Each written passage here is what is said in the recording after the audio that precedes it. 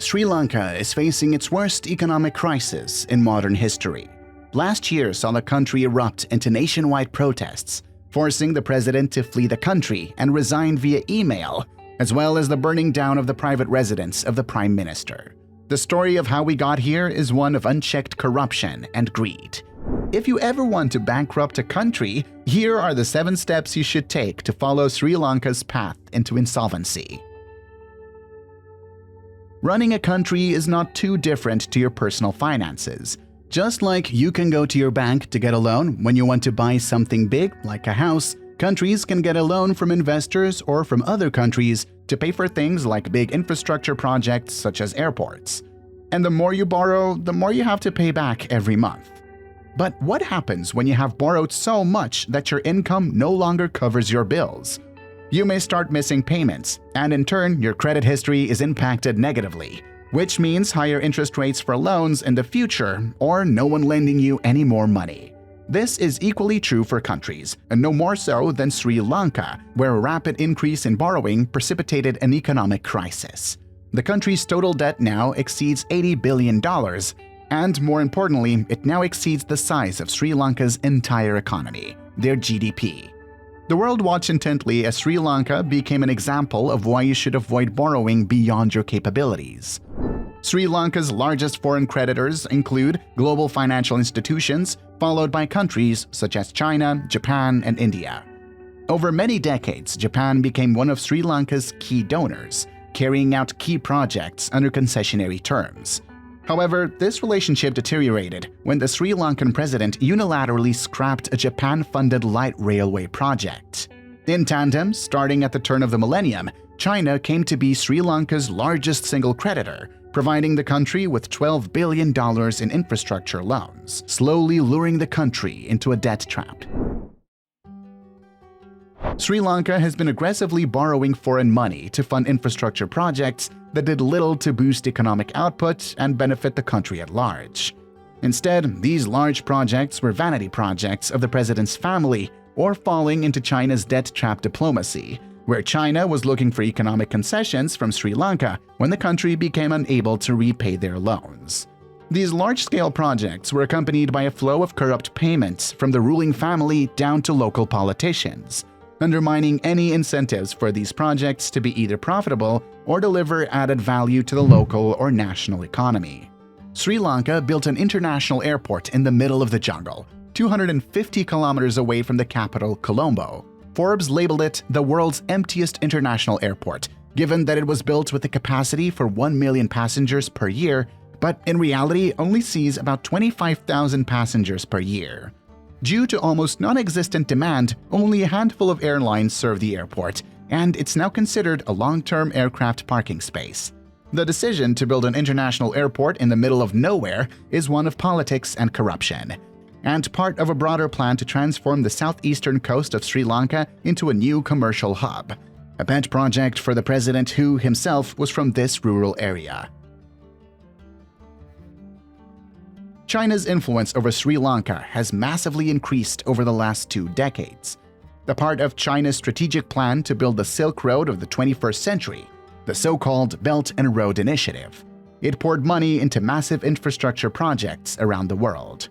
In Sri Lanka, this money allowed for the construction of a new seaport, strategically located in the Indian Ocean. However, in one of the most vivid illustrations of China's debt trap diplomacy, which usually involves burdening countries with heavy debt and then taking over strategic assets in lieu of repayments. When Sri Lanka couldn't pay back its loans, the port was leased to a Chinese holding company for the next 99 years, angering regional superpower and Sri Lanka's former ally, India. How do you make a bad situation worse? In an attempt to revitalize the country, the government cut taxes, not for the benefit of the wider population, no, but for private companies and wealthy individuals. The plan backfired and massively decreased government revenues. Remember our discussion earlier? When you've borrowed so much that your income no longer covers your bills, you start missing payments, impact your credit history, pay higher interest rates, or no one is lending you any more money. This was the case for Sri Lanka. Reduced tax income with excessive debt levels prompted rating agencies to downgrade Sri Lanka's credit rating to near default levels, which meant the country lost access to investors. Additionally, events outside the government's control also conspired to make Sri Lanka's crisis more acute. Income from tourism plummeted by almost 90% after the eastern bombings in 2019, which killed almost 300 people, including a significant number of tourists. Not long after, the start of the COVID pandemic in 2020 decimated what remained of the country's tourist industry. These developments also decreased the value of the country's currency, the Sri Lankan rupee, and the president forced the central bank to peg the rupee to the US dollar. Whilst pegging your currency to a stronger or more developed economy can be helpful to encourage trade between countries by reducing foreign exchange risk, in Sri Lanka's case, this turned out to be a costly mistake. Efforts by the central bank to maintain the peg to the US dollar were extremely expensive because it was set to a level way below the fair market rate of the Sri Lankan rupee. With the real demand for the rupee being a lot lower, the central bank had to use scarce foreign reserves to buy the currency themselves to maintain an artificially high exchange rate. Foreign exchange reserves held by the Central Bank of Sri Lanka collapsed since 2020, falling from $8 billion to $2 billion US dollars. And the amount of money the bank can still freely use after deducting money already committed for payments and loans is now at $50 million US dollars, a tiny amount for a country that used to import goods for $75 million US dollars every single day. As the country started to run out of money, the government abruptly decided to ban the import of all chemical fertilizers. The government marketed this as being designed to promote organic farming, but in reality, this was about saving the little foreign currency that was left. The results were disastrous. The sudden policy shift took farmers by surprise, many of whom were not able to switch their production methods on such short notice. The yields of many crops dropped by 50%, and in turn, the government's popularity in rural areas plummeted, forcing a policy reversal. But it was already too late. Though the prohibition only lasted 6 months, this was already enough time to bring agriculture to a halt as farmers struggled to access supplies. However, not only did fertilizer imports collapse due to this policy, but global prices for fertilizer exploded after Russia's invasion of Ukraine, making them almost unaffordable for a country already as much on the brink as Sri Lanka is. The previously self-sufficient island nation now faces a hunger crisis and relies on international aid to avoid famine. In August 2021, the country declared a food emergency. 1 in 3 Sri Lankans are now deemed to suffer from food insecurity, and the poverty rate doubled the following year. What followed was a complete collapse of Sri Lanka's economy. Already dependent on imports for essentials such as food, fuel, and medicine, the lack of foreign reserves meant that these goods became extremely limited and had to be rationed. And owing to the collapse of Sri Lanka's agriculture industry, those resources that the country has been able to produce have become even more scarce. The daily lives of Sri Lankans now includes waiting in line for basic goods. Soldiers had to be stationed at fuel stations to control people queuing for hours in the tropical heat, and ultimately the sale of fuel completely halted, making Sri Lanka the first country to take such drastic measures since the global oil crisis in 1979. Schools were closed for weeks, and hospitals no longer had access to medical tools and medicine, leaving them unable to perform surgeries. The Prime Minister was forced to declare the collapse of the Sri Lankan economy in Parliament. Massive street protests erupted all over the country, with protesters demanding the resignation of the president.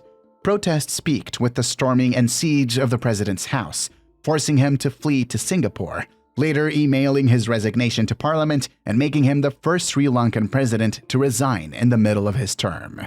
On the same day, protesters stormed the private residence of the Prime Minister and burnt it down.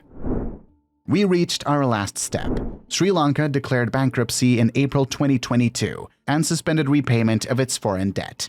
The country defaulted on more than $50 billion of sovereign debt for the first time in its history. Where do we go from here? Since the new president took over, there have been some smaller signs of improvement.